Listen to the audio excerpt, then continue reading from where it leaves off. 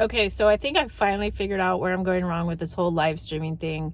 I have done a couple of live streams where all of a sudden the live stream will just cut out, and I assumed it's because I'm in like a bad area and I lose signal. But I think I finally figured out it has a lot to do with my phone, my data plan on my cell phone.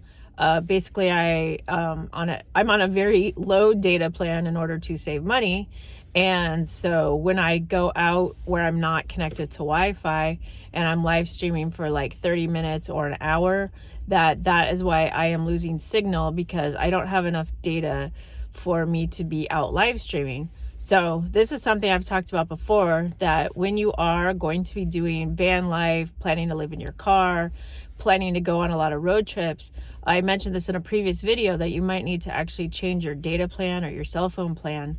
And I would like to talk more about that, because there was a time where I live in Washington, but right now I live in the Seattle area. But there was a time where I lived at the far north part of Washington, and I was very close to the Canada border.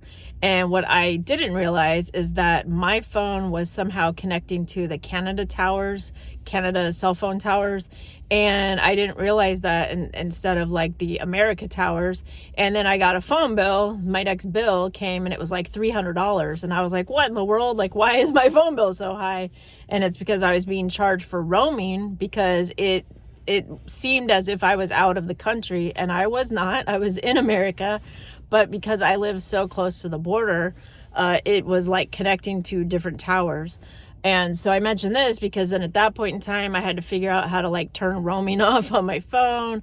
I had to try to adjust my cell phone plan a little bit, because I think like with my plan, you have to tell them what your considered your home address or home base is. And so it was, I guess, considering me still to be in the Seattle area. But since I had moved, that changed what my considered home base was. So I figured that all out the hard way after paying an over $300 cell phone bill. So very much not happy about that situation. But I just wanted to mention that because, like I said before, when I did move into my car, and I realized, my phone, I have an iPhone, so normally I can just connect to Wi-Fi for anything I plan to do. Obviously, when I'm in my car, I'm traveling, there's no Wi-Fi to connect to unless I go to like a public library or something like that, or unless nowadays people get the Starlink on their car. But so what was happening is I was just going off of my data plan, like using up my minutes or whatever, like we used to have to do in the olden days. And so then I realized, well, I need to get like the highest data plan possible, because I don't want to like run out of data while I'm on the road. So like I said, that was something that I thought about ahead of time, and I was able to manage with that when I moved into my car. So I definitely like to remind people of that, because if you're planning to move into your car, do the van life, travel all over the country, that basically you're going to need to keep that in mind. You need to find a way to, obviously you can probably still use your phone, but there's a point where your data plan might run out. Or if you have one of those data plans where you just keep getting to use your phone, but you don't realize you're being charged for the extra data you're using until you get the bill like a month later. So look into that, because the phone plan that I'm on, that I said it's at a very low data plan, because I just connect to Wi-Fi all the time and I don't really make phone calls. And usually, like if I'm at work, I can just be on Wi-Fi. So if I need to use my email, go online, upload videos to YouTube, I'm all on Wi-Fi when I do that. So I'm not using any of my data plan.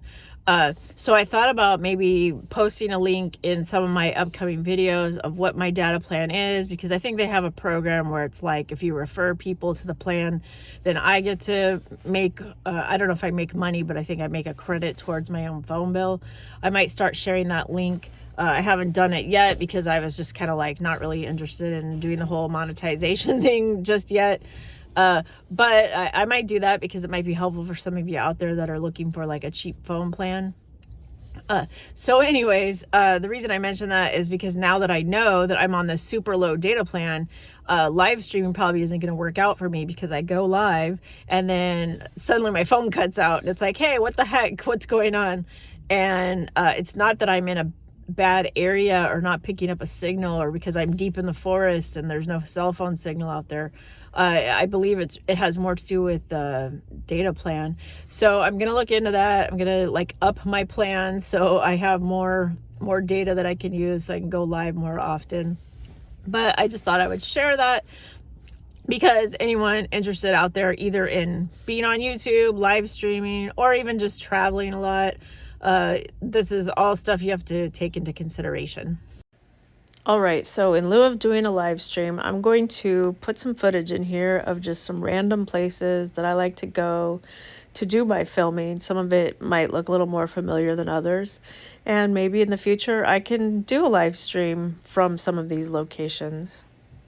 Please enjoy.